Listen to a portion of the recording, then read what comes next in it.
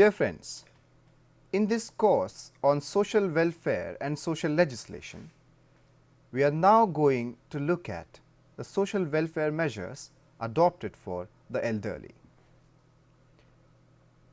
Globally, there are approximately 605 million persons who are above the age of 60 years. There have been improvements in healthcare facilities and eradication of certain illnesses, which has increased the longevity, bringing the ratio of old persons from 1 in 14 persons to 1 in 4 people. At the time of independence in 1947, the average lifespan of a person was 32 years. However, at present, the lifespan of a person in India has doubled to over 64 years. Over the past decade, there has been an increase in the number of older persons in India. In 2001, there were approximately 76 million persons, and the number of senior citizens increased to approximately 100 million in 2013, and it would further increase to 198 million by 2030. Traditionally, Indian society has held great regard for elderly people and emphasized on the need to provide care for the aged persons as well as to benefit from their immense wisdom. However, in recent times, with the degeneration of the joint family system and large numbers of people migrating into cities, large number of old people are being neglected by their families.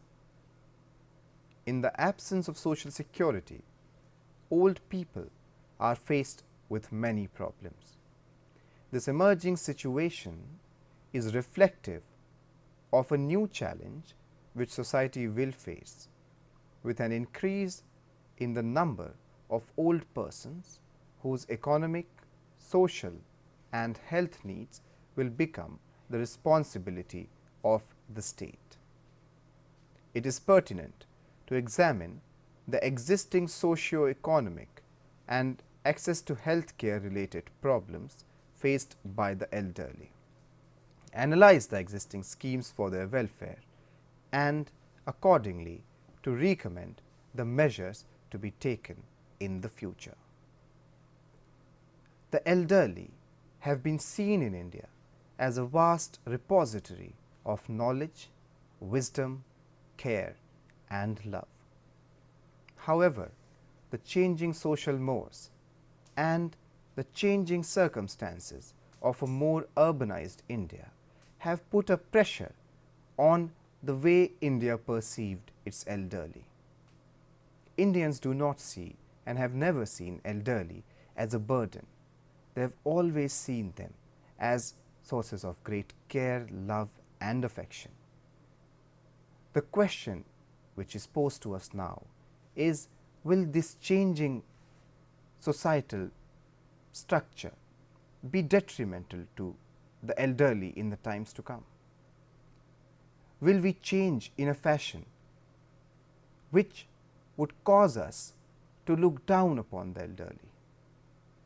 Well, the answers to these questions are safely ensconced in the folds of the future. However, we should and we must do our level best to ensure that India's elderly remain respected and venerated. Let us now look at socio-economic and health related concerns of aged people in India. The aged population face a number of hurdles in their day-to-day life, and they cope up with these problems in different ways. The economic hurdles faced by old people include the absence of a steady and assured income to support themselves, the absence of social security provided by the state and the lack of creative activities or opportunities to involve themselves in. After a lifetime of hard work, many elderly people in India find themselves unable to contribute to society in the ways they perceive befits them. The reasons are many, but it is the duty of the society, the government, and all the elements of the social structure to make sure that people who have contributed immensely to the society do not feel unwanted at the fag end of their lives. Most elderly people are affected by the prospect of leading a lonely life, and this is the cause of depression for many. Furthermore, some individuals, unable to bear the loneliness, commit suicide. Identifying the needs and problems of the elderly people is important since it varies to a large extent, depending on their socio-economic status, health, lifestyle status, and other characteristics. Due to widespread poverty in India, many aged people are unable to enjoy a decent standard of living. In its national policy for older persons, the Ministry of National Justice, of Social Justice and Empowerment has concluded that 1/3 of the total population in the 60+ age group fall below the poverty line.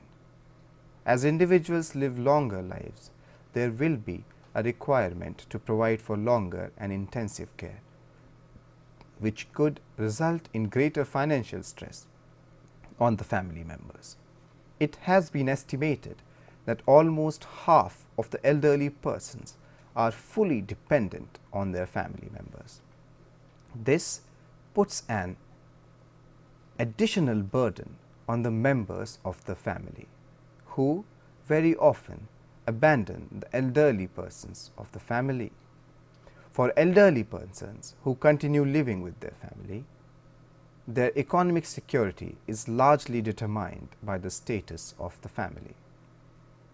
A majority of the workforce employed in agriculture retire without any means of financial security, such as pension or post-retirement benefits. The problem is aggravated for elderly women, especially widows, who often do not have any form of savings and are entirely dependent on their children for emotional and financial support. Even among the elderly people, it has been observed that a great number of elderly persons participate in economic activities as compared to women. A large number of elderly men participate in economic activities as compared to women. This makes women more likely to be dependent on others in the family, especially if they do not have any savings or assets of their own. Generally, the most vulnerable among the elderly people are those who do not possess any assets of their own or have insufficient savings. It is often also found that the people who harm the older persons the most are only the people who are close to them. This raises grave questions of social propriety and the mores, the values of the society we live in. The same people who gave birth to the younger generation are treated in a bad way towards the fag end of their lives. They are not given respect and they are used as mere resources to get more monetary resources or to get benefits from government schemes. These are not issues which can be corrected by any administrative action or any steps taken by the government or any other governmental mechanism.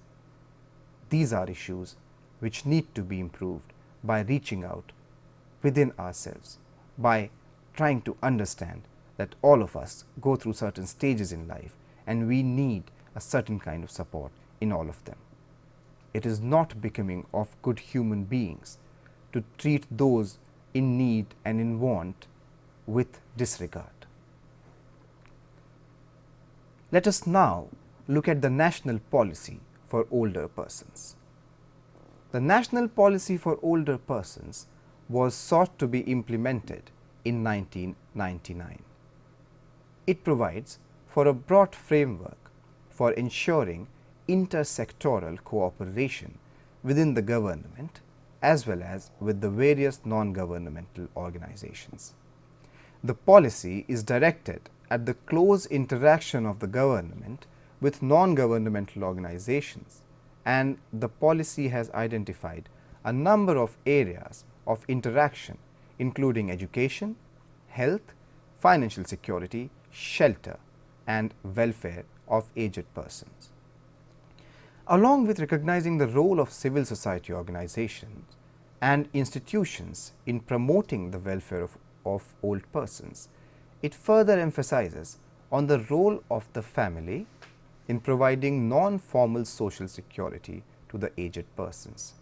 It takes not much imagination to realize that the primary and most important institution which can help the elderly is their own family, the family which they created. No institution and no organization can parallel the family in its efficiency in being able to deliver the best care for the elderly. However, families are run by individuals, and it would always be the intentions of those individuals which would determine whether such help and such care is truly extended to the older people or not. The responsibility to implement the ideals of this policy regarding older people have been vested with the Panchayati Raj institutions, with the state governments and various departments of the Government of India. The overall coordinating responsibility is vested with the Ministry of Social Justice. One of the primary objects of the national policy for older persons is to ensure making proper use of the very large and untapped resources of elderly persons by organizing and providing them with proper training facilities, which is in accordance with the experience and capabilities of individuals. But there is independence and freedom to choose the activities which a person wishes to engage in. They may volunteer to continue work or peacefully retire.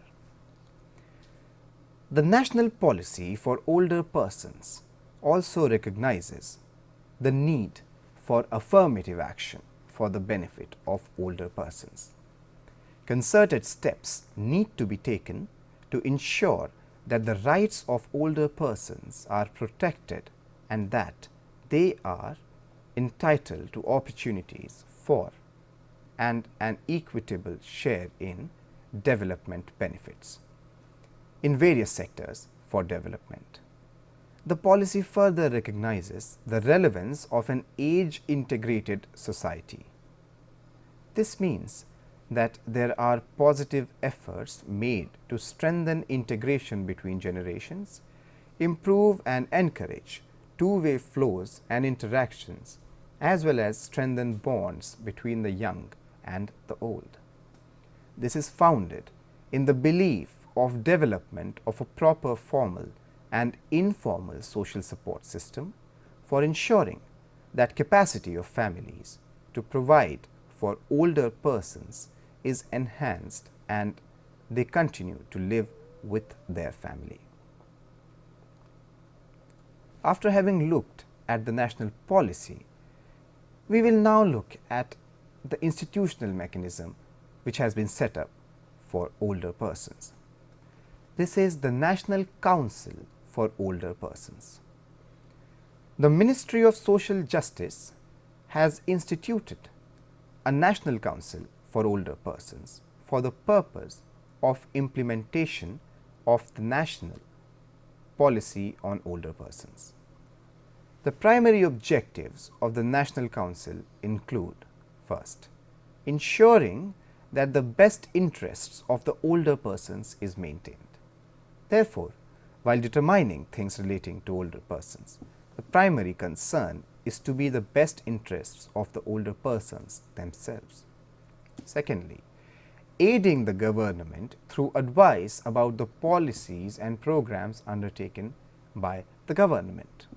The Council would also aid the government by giving advice about the policies and programs undertaken by the government. Third, to provide necessary feedback on the implementation of national policy for older persons. Fourthly, taking measures to adequately represent the opinion of older persons to the government. Fifthly, to take sufficient measures to enhance the intergenerational relationships, especially strengthening the bond of the older persons with their family members. Sixthly, to encourage creativity and improve the access of old people to different forms of entertainment. Seventh, to associate the older persons with productive activities, including participation in social service.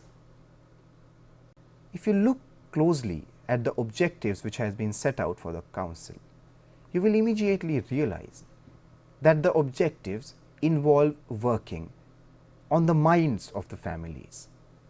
They are not issues which can be resolved by providing greater amount of money or by providing any form of greater institutional support. What truly needs to be worked upon is to revive the love of Indian people of their elderly, their veneration of their wisdom, to strengthen intragenerational ties, and intergenerational ties is not something which can be done at the governmental level. It cannot be done by any NGO.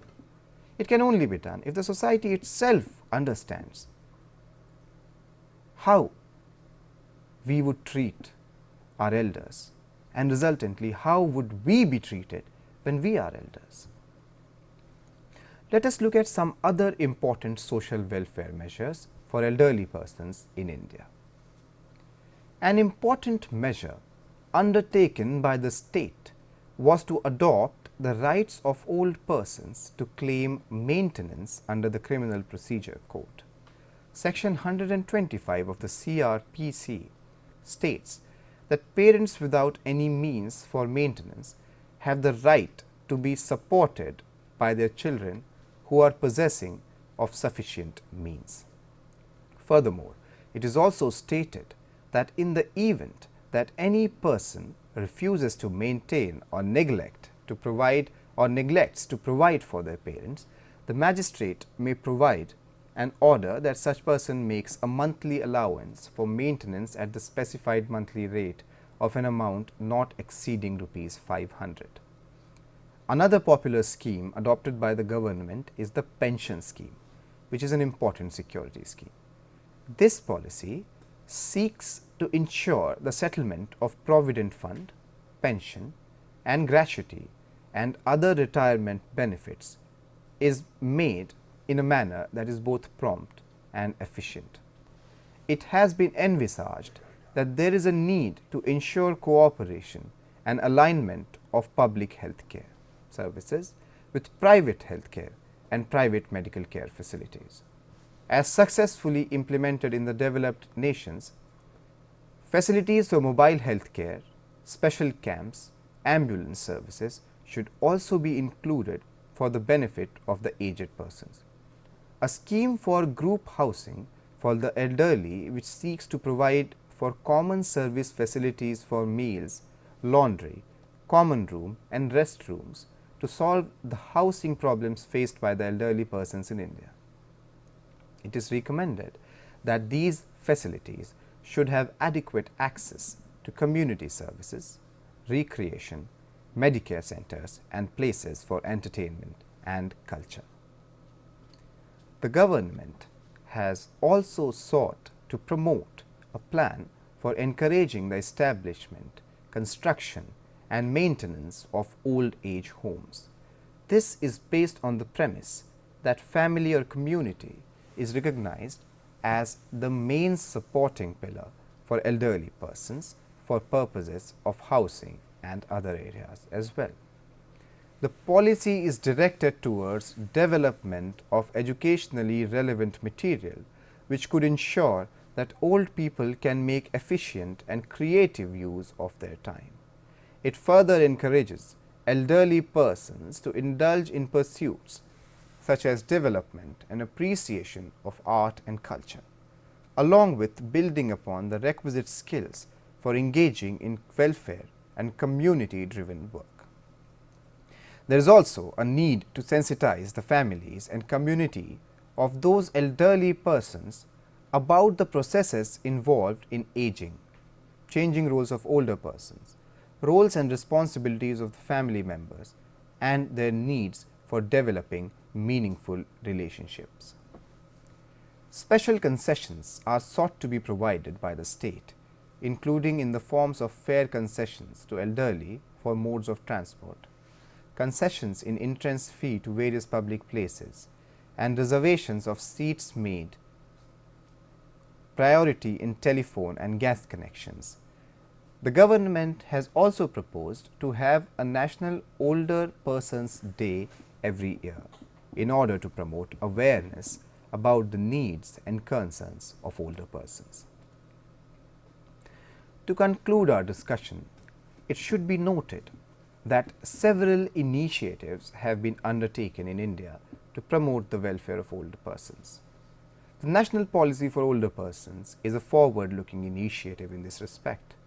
It recognizes the need to protect the welfare of older persons as well as empower them to enable them to acquire a better and more effective control over their lives, ensuring their freedom to participate in decision-making on matters affecting them, as well as permitting them to engage in productive activities in society will ensure their inclusion and help to change their perception as important members of society. It is argued that the state should adopt a protective and welfare-based approach as far as protecting the interest of older persons is concerned, but at the same time there is a need to promote a participatory and rights-based approach to protect their dignity and right to life.